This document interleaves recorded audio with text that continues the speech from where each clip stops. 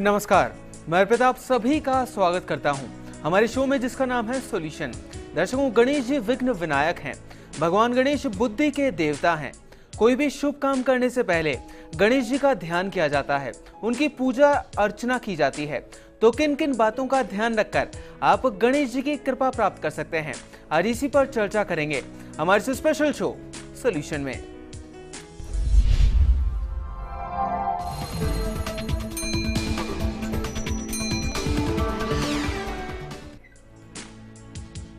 दर्शकों, आज हमारे शो में the very famous Nirmala Sewani जी रहेंगी, जो कि आपकी समस्याओं का समाधान करेंगी।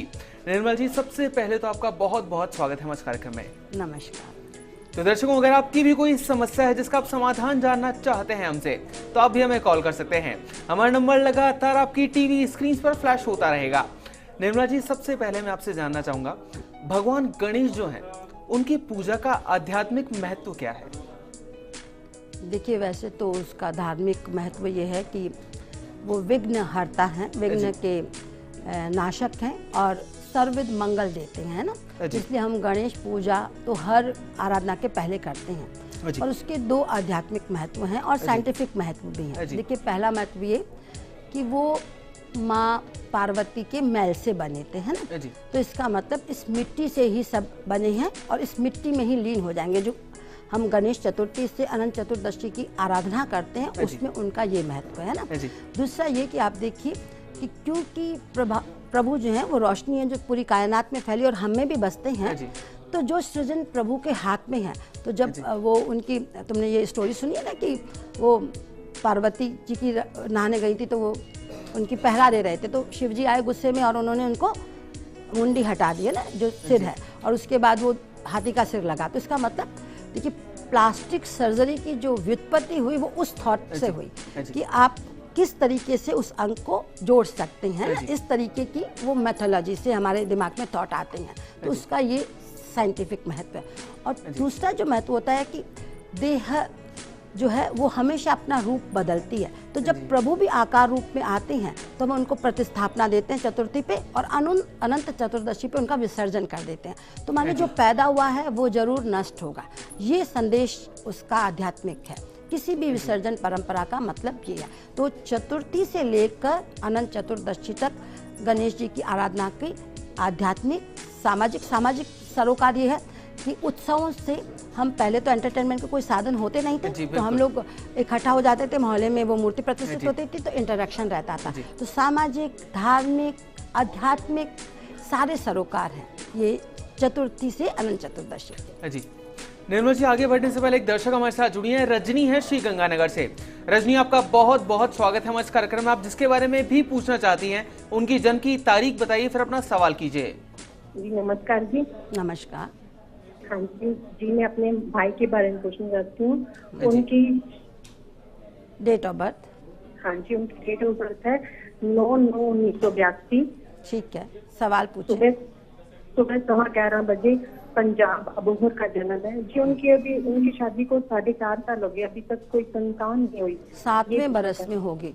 उसकी जो कंसेप्शन होगा उनकी वाइफ का, वो नेक्स्ट ईयर अक्टूबर के बाद हो जाएगा, 2017। तो 18 में 7वां बरस जब चल रहा होगा तो उनको बेबी हो जाएगा।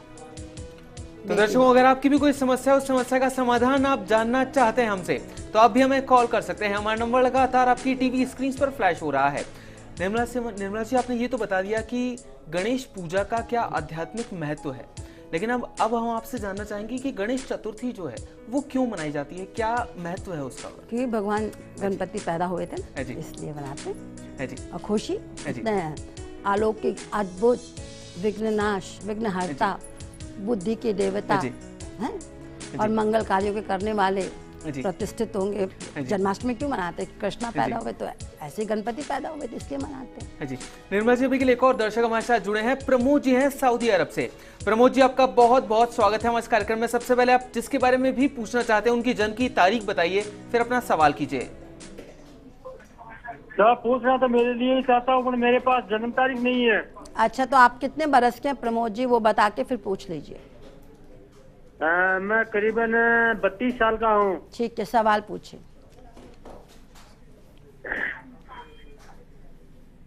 अपना सवाल पूछिए प्रमोद जी। एक तो धंधा पानी नहीं होता है। क्या काम करते हैं आप? मैं पेट्रोल पंप पे गाड़ी चलाता हूँ। तो ये तो नौकरी हुई ना, वो तो आप करते ही हैं। क्या करना चाहते हैं और हमें बताइए। मैं तो देखिए, अगर आप अपनी फाइनेंशियल स्थिति की बात करते हैं तो मुझे लगता है कि वो 37 साल से लेके फिर 10 साल अच्छे हैं, 47 तक अच्छी रहेगी। पर उस समय भी आप नौकरी ही करते होंगे, अपना काम शायद ही कर पाए। पर वो अच्छे वक्त है तो फाइनेंशियली काफ़ी ग्रिप रहेगी। तो दर्शकों, अगर आप भी प्रमोद जी की तरह अपनी समस्याओं का समाधान जानना चाहते हैं हमसे, तो आप भी हमें कॉल कर सकते हैं। हमारा नंबर लगातार आपकी टीवी स्क्रीन पर फ्लैश हो रहा है। निर्मला जी, आपने ये तो बता दिया कि गणेश चतुर्थी क्यों मनाई जाती है, लेकिन मैं आपसे जानना चाहूंगा कि अनंत चतुर्दशी जो होती है उस दिन क्या क्या करना चाहिए, जितने भी जो लोग पूजा करना चाहते हैं उन्हें? जब हमने प्रतिस्थापना की है चतुर्थी को, तो जो 10 दिन होते हैं वो उत्सवमय होते हैं। तो प्रभु को भोग लगता है। महाराष्ट्र में हमारी ये उत्सव ज़्यादा अच्छे से मनाया जाता है, तो वो लोग बहुत मानते हैं। और वो मंगलवार का दिन इनके लिए नियुक्त करते हैं, बुधवार का नहीं करते हैं। तो ये उनके अपने भाव हैं। तो वो उनको भोग लगाना है, पूजा अर्चना करना है, स्तुति करना है, मंत्र पढ़ना है, ताकि वो जो संकल्प लेके बैठे वो पूरा हो। तो अनंत चतुर्दशी पे विसर्जन की परंपरा होती है वहाँ पे। तो वो उस मूर्ति को गाजे बाजे से जैसे लाए हैं वैसे ही गणपति को वहाँ विसर्जित करते हैं। क्यों विसर्जन की परंपरा है? जैसा कि मैंने पहले बताया था कि जो चीज़ ये शाश्वत नहीं है, तो अगर प्रभु भी शेप लेंगे तो वो मर्जर होगा। कहाँ? 5 तत्व में। ये और प्रकाश जो है वो रीशेप लेगा। तो हर बरस आए और हमारी संकल्प और मनोरथ को सिद्ध करके वापस चले जाए, ये हमको संदेश देती है अनंत चतुर्दशी। इसलिए मनाई जाती है। और उस दिन पूजा अर्चना तो अपने भाव से की जाती है, जिसको जैसे चाहिए वैसे करे। जी निर्मला जी, अभी के लिए एक और दर्शक हमारे साथ जुड़ी हैं, बांसवाड़ा से खुशबू हैं। खुशबू जी, आपका बहुत बहुत स्वागत है हमारे कार्यक्रम में। आप जिसके बारे में भी पूछना चाहती हैं उनकी जन्म की तारीख बताइए, फिर अपना सवाल कीजिए। नमस्कार मैम। नमस्कार। मैं अपने हस्बैंड के बारे में पूछना चाहती हूँ। डेट ऑफ बर्थ उनका 25 जुलाई 72। सवाल पूछें। मैम, उन्होंने पैसे दे रखे हैं और वो पैसे आ नहीं रहे हैं, और धंधा भी नहीं चलता उनका, तो पैसा आएगा या नहीं आएगा? मुझे लगता है कि 60% ही आएगा, और वो इन टाइम आ जाए। उसके लिए मैं छोटा सा उपाय बताती हूँ। केसर वाली बर्फी को थर्सडे को दान करें तो थोड़ा सा चैनलाइज हो जाएगा और आ जाएगा। जी निर्मला जी, अभी आपने बताया कि अनंत चतुर्दशी और या फिर मैं कहूँ गणेश जो महोत्सव होता है, उन दिनों जो प्रतिष्ठा की जाती है मूर्ति की, खासतौर पर हम जिन्हें कहते हैं प्राण प्रतिष्ठा, तो किस तरह की जाती है वो जानना चाहूँगा आपसे। प्राण प्रतिष्ठा तो बेटा, जब अगर हम किसी मूर्ति की करते हैं तो उसमें मतलब प्राण डाल रहे हैं, जागृति कर रहे हैं, तो उसको फिर हर समय पंचोपचार पूजा करनी पड़ती है। जैसे कि तुमको हर दिन खाना भी चाहिए, नहाना भी चाहिए और सब कुछ चाहिए। तो इतना सब हर घर में नहीं कर पाते, और कई बार हम लोग बाहर भी चले जाते हैं। तो प्राण तो मूर्ति में नहीं डालने चाहिए। मंदिरों में ही प्राण प्रतिष्ठा हो तो ठीक है, पर प्रतिस्थापना जो है वो कर सकते हैं आप अपने घर में मूर्ति की। उसमें फिर कोई ज़रूरी नहीं कि आप डेली भोग लगाएं, या जैसे जब मन करे जब आराधना कर सकते हैं प्रभु को खुश करने के लिए, या अपनी शांति के लिए, या अपने आसपास को सुंदर बनाने के लिए। तो प्राण नहीं डालने चाहिए घर की मूर्तियों में। तभी डालने चाहिए जब आपको लगता है कि उसका कोई, जब पहले तो जॉइंट फैमिली होती थी तो घर के बाहर मंदिर होता था तो प्राण भी डाल दिए जाते थे, क्योंकि वहाँ कोई ना कोई मौजूद होता था उनकी टेक केयर करने के लिए, है ना। ये आस्था से जुड़ी बात है। तो प्रतिष्ठा करनी चाहिए मूर्ति की, और अपने भाव से उनकी आराधना करिए, अर्चना करिए, कौन मना करता है। जी निर्मला जी, आपसे जानना चाहूंगा, जब भी कोई भी व्यक्ति नया घर बनाता है तो गणेश जी की स्थापना की जाती है मुख्य द्वार पर, तो आपसे जानना चाहूंगा मुख्य द्वार पर ही करना उचित है जो स्थापना की जाती है वो, और या फिर वहां पर अगर नहीं की जाती है मुख्य द्वार के अलावा, तो कहां पर और कौन सी दिशा में की जा सकती है स्थापना? देखिए, 2 जगह जब भी कोई गृह प्रवेश होता है, हम हिंदू मैथोलॉजी में गणेश को मुख्य द्वार पे इसलिए बिठाते हैं कि जितनी भी विघ्न है, जितनी भी बाधाएं हैं, जितनी भी संकट हैं, वो सब घर के बाहर रह जाएं, है ना। गणपति उसको वहीं खत्म करें और हम जो है मंगल, सर्वविध मंगल के साथ अपने घर में प्रवेश करें। तो इसलिए मुख्य द्वार पे बिठाया जाता है। तो वहाँ पे तो केवल हाथ जोड़ने चाहिए, क्योंकि वहाँ तो वो बैठ जाते हैं, है ना, प्रतिष्ठित हो जाते हैं। और अंदर जो मंदिर होता है वहाँ पे गणपति होंगे, क्योंकि मंगल करने वाले हैं। और हमारी आराधना में सब देवताओं की आराधना गणपति की आराधना के बाद होती है बिल्कुल ना? निर्मला जी। तो इसलिए वो मेन मंदिर में भी गणपति की मूर्ति होती है और वहीं प्राण डलते हैं और वहीं उनकी आरतियां और जो भी भोग वोग लगते हैं पूजा होती है।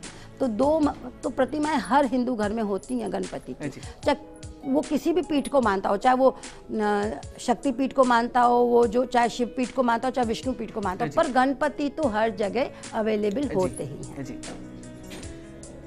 निर्मला जी, अभी के लिए एक और दर्शक हमारे साथ जुड़े हैं, चंद्र हैं अजमेर से। चंद्र, आपका बहुत बहुत स्वागत है हमारे कार्यक्रम में। आप जिसके बारे में भी पूछना चाहते हैं उनकी जन्म की तारीख बताइए और अपना सवाल कीजिए। अपने बारे में पूछना चाहता हूँ, मेरा जन्म का डेट है 1 जनवरी 1974।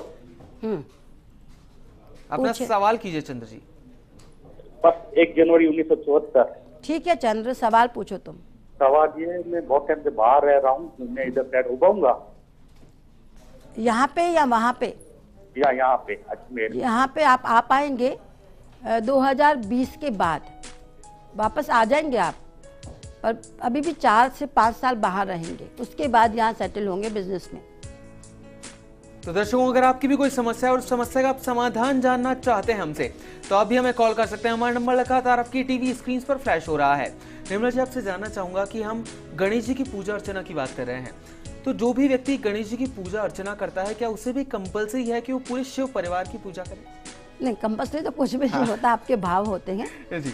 प्यार करना इंसान को इंसान, वो कंपलसरी है। जी। शिव आराधना इसलिए कि वो हम लोग परिवार में जीते हैं, तो ये संदेश देता है कि देखिए परिवार की क्या अहमियत है। तो शिव परिवार की प्रतिस्थापना का यही मतलब होता है कि देखिए मम्मी भी हैं, डैडी भी हैं, भाई भी है, कार्तिकेय और गणपति भी हैं, और तो और एक परिवार आपका केवल इंसानों से नहीं बल्कि आपके जानवरों से भी बनता है, तो वो नंदी भी होते हैं, है ना। तो हमको अपनी पशुपालन को हम रेस्पेक्ट देते थे, वनस्पति को हम रेस्पेक्ट देते थे, तो वो सब भी वहाँ वही होते, बेलपत्र भी चढ़ेगा। इसके मतलब है, इसके ये मतलब है कि जीवन कितना उमंग भरा, कितना सुंदर होता है और परिवार उसकी स्ट्रेंथ होता है, इसलिए शिव परिवार की आराधना करनी चाहिए। बाकी तो आपका मर्जी, कंपल्सरी नहीं है। जी निर्मला जी, अभी के लिए एक और दर्शक हमारे साथ जुड़ी हैं, ज्योति हैं श्री माधोपुर से।